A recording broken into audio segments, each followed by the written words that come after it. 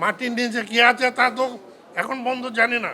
আমি তো বললাম এত সমুদ্রের জিনিস রয়েছে, কত পার্সেন্ট লোক সমুদ্রে ডুব দিয়ে দেখে আসছে।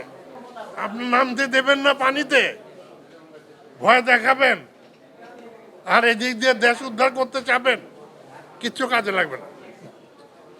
কাজে সরাসরি আসেন, ইনশাল্লাহ চেতনা এসছে। আমাদের ছাত্ররা তারা they were searching for a black cat in a dark room. শিক্ষার স্থান, স্কুল, কলেজ, মাদ্রাসা, সেগুলোকে ministry of education, ministry of local government, ministry of social affairs, তারা এটা লুক আফটার করবে। ওই সেন্টারটা হবে গ্রোথ সেন্টার ফর ডেমোক্রেসি বা গণতন্ত্র বিকাশের কেন্দ্র। আড্ডা মারো ওখানে মারো, ফাংশন করো ওখানে করো, ক্যারাম খেলো ওখানে খেলো, তাস পিঠা ওখানে গেল, ওয়াজ করতে হয় ওখানে বসে করো। অর্থাৎ তাকে ওই সেন্টারে করতে হবে এবং ভোটারদের ভোটার ক্লাব তাকে সম্পৃক্ত করতে হবে। ইয়াং জেনারেশনস তাদেরকে এটার দায়িত্বভার দিতে হবে যে তোমরা তোমাদের এই কাজের দায়িত্ব এই। আর ভোটিং প্রক্রিয়াটা পরিবর্তন করতেই হবে। নমিনেশন অর্থাৎ ওই রাজনৈতিক দলের মনোনীত প্রার্থীকে ভোট দেবেন, এরকম নিয়ম যতদিন থাকবে আমি কলমে লিখে দিতে পারি আমার জীবন সায়ান্নে যে সুষ্ঠু ভোট হবে না, হবে না, হবে না। তিনজনে মিলেই একজন প্রেসিডেন্ট, একজন সেক্রেটারি, আরেকজন ট্রেজারার দল করে নিয়ে আবার ওই দলে গিয়ে আবার 14 দল, 22 দল, 20 দল জোট করে।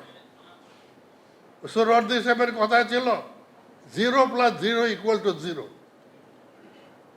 দানা বাঁধে না। তো ওই সমস্ত তেন্দ্রামি টেনমানি বাদ দেন, সোজা কথায় আসেন। ভোটাররা ভোট চালাবে, ওই ভোটার ক্লাব, তাদের মধ্যে এক্সিকিউটিভ কমিটি থাকবে একটা 11 মেম্বার, 5 জন মহিলা, 6 জন পুরুষ, তারাই ভোটার ওই 5টা জনের মধ্যে। আর ভবিষ্যতে কোনো পলিটিক্যাল পার্টিকে চাঁদা তুলতে দেওয়া হবে না। রেভিনিউ বাজেট থেকে তাদেরকে দেওয়া হবে। কম্পালসারি তাদেরকে ডেমোক্রেসি শিখাতে হবে, নাহলে পলিটিশিয়ান বেরিয়ে আসবে না। সোজাসুজি কথায় আছেন, গ্রাস রুট লেভেলে করেন। 500 লোকের যদি ভোটার থাকে, ভোট দিতে 4 ঘন্টা সময় লাগে। একটা লোকের ভোট দিতে 5 মিনিট করে সময় যায়। তাহলে 10টা লোক যদি একবারে ভোট কেন্দ্রে ঢোকে, 5 মিনিটেই ভোট দেবে। অর্থাৎ মিনিটে 2টা করে লোক ভোট দেয়, ঘন্টায় 120, 4 ঘন্টা লাগে আমার 500 লোকের ভোট হয়ে যেতে। আইডি কার্ড আছে, কোনো অসুবিধা নাই। Should not fight against life, we always should work in favour of upliftment of the life. এটাই আমার এক্সিস্টেন্স। আমাকে পৃথিবী খাওয়াবে?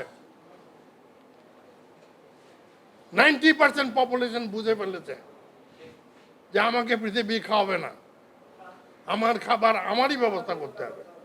কিন্তু আমরা লেখাপড়া শিখে কী করছি? এগ্রিকালচার লেবারটাকে নষ্ট করে ফেলছি।